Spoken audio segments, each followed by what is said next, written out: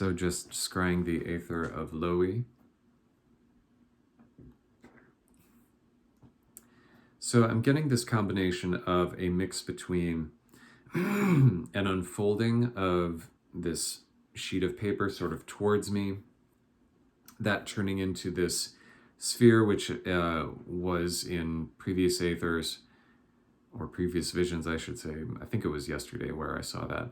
And then also this whirling of myself about a cone. So there's this real emphasis on both this idea of a spiraling tube about a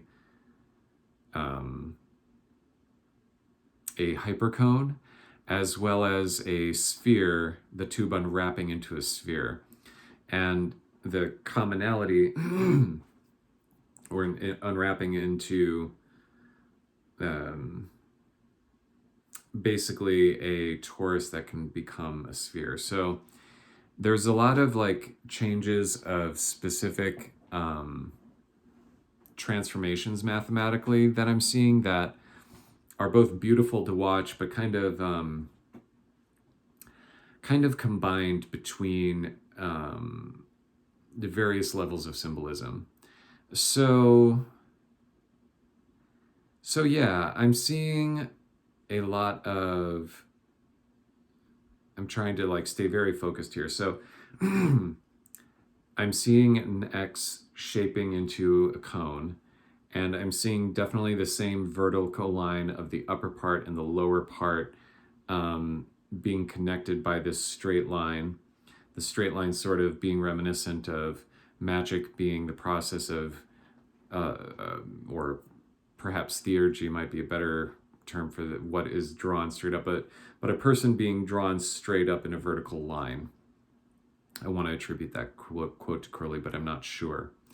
So I'm seeing this, but also this idea of a spiraling tube about a cone or about a hypercone going up, and the hyperplane, hyperconical sections being spheres. This really is, it's hard to describe, but really it's this linkage across all of these things, but it's also this point where the sphere becomes, where these two conic sections meet right in the middle at that inflection point between the lower cone and the upper cone. Really what I'm seeing is that also that's where the sphere comes down to a point.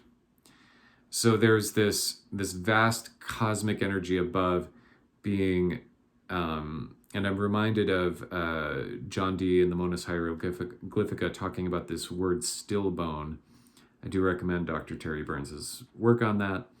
But where there's this idea of a puncture that I think it was Mercury itself did. I could be wrong, but at any rate, that this puncture from which all of this information comes flooding into this world. And now I'm seeing all of these punctures everywhere. So this is kind of interesting, but it's like, if you could imagine any single thing happening and then a whole bunch of like divine essence flooding in, now realize that space is everywhere and that the divine can completely suffuse everything. And it's really up to the divine as to when and where and how to do that. But really this is always happening in one way or another. It's just a matter of how the divine chooses to do that. So this is why it becomes very abyssal, right? If you could imagine your brain trying to like process all of this information and this vast divine love, at that exact inflection point, that's hard.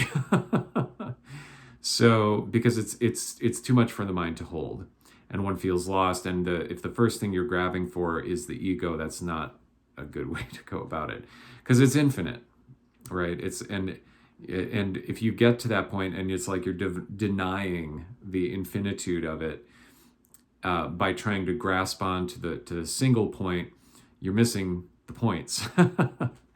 So anyway, this is what I'm seeing as far as the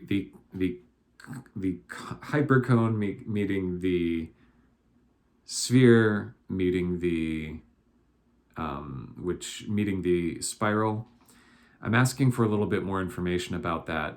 And the governors are saying that largely I have it right, that there's this, I'm trying to like really focus here. There's, if the upper and the lower are connected by, as, so imagine the old Orphic symbol of an egg. I believe it's Orphic, but a snake wrapped around an egg. So this idea of really, if you were to take just one spiral going up and one spiral going down, if you rotate the lower conic section onto the top, it's the same one, but they are distinct, and they're shown distinct for a reason. But the cross of Christ, or the cross generally, is this divine means of coming down to us that has to cross this weird intermediary plane, as it were, and that cone needs to come down and hit that point in order to do that. And the entire spiral, I'm being told, is representing basically, it's like this is sort of like when you have nested trees of life within each other. It's that same idea. It's like truly this whole process is coming down, reaching this point. And if you were to like say, okay, this point here is actually Zax of Zax of Zax of Zax of Zax, you would get down to a really narrow, if you could do that infinite number of times, you would have like the smallest possible point through which the divine could come in through, and then we could, thereby derive all the benefits. It still has the long ways to go, but that's the point at which it's hitting, that it's starting to come into this world of creation, as we usually think of it in Kabbalistic terms, or in Platonic terms. So at any rate, the spiral can, the whole point of that is that spiral going up is really fundamentally linked with the spiral going down, and it just takes that shift in parameters for it to do that thing on Wikipedia that I saw where it degenerates basically into a sphere. So the whole point is that this hypercone is the connection. It shows how heaven and earth are fundamentally linked by this function of the divine sphere kind of coming, the divine emanation. God is emanating himself down into this single point, which nonetheless is still satisfying the parameters of a sphere, and then once again from that point expanding into the earthly realm. Okay. And all of this is done via love, I'm being told, that all of this is very important. And it's that it does come back to this idea of all is one, and that Greek phrase, which means the same thing, hen to pan, and do you see the Ouroboros? And this whole idea of, okay, God is coming down back in, and he's like sort of circulating himself throughout the universe, right, for lack of a better term. Extruding and then coming back in, reabsorbing.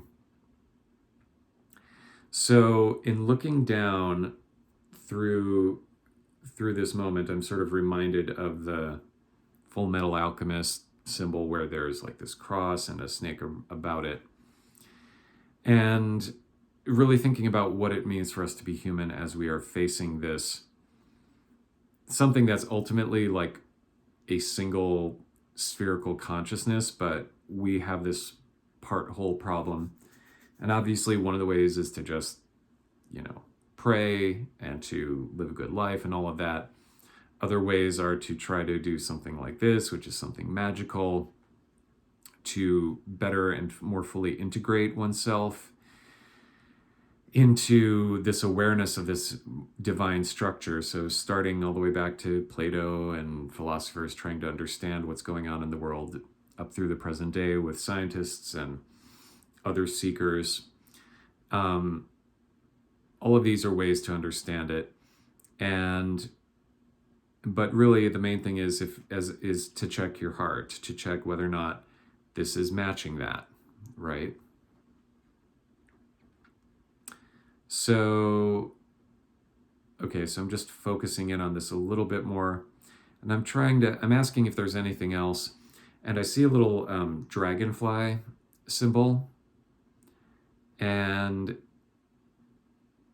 I'm trying to concentrate, just making sure that I understand this. I'm seeing the underside, I'm seeing the legs sort of, wiggle around, and then I'm seeing it back from up front again. I'm trying to decide if this is just a dispersive energy, but what I will do is I will go ahead and look up the symbolism of this, and I will post that in the description. But I think that's it. So the four governors, the fourth one being the thing that I was shown to me when I requested this, they're saying that they represent each of the four wings, and so it will be like this as I move through the Aethers of Eek and Zax tomorrow, and then finally Monday get into the Aether of Zip, past the Abyss. So this is all a lot, kind of math heavy, but it is focusing ultimately on oneness and wholeness and the matter of like basically going through the eye of a needle. So that ends the vision.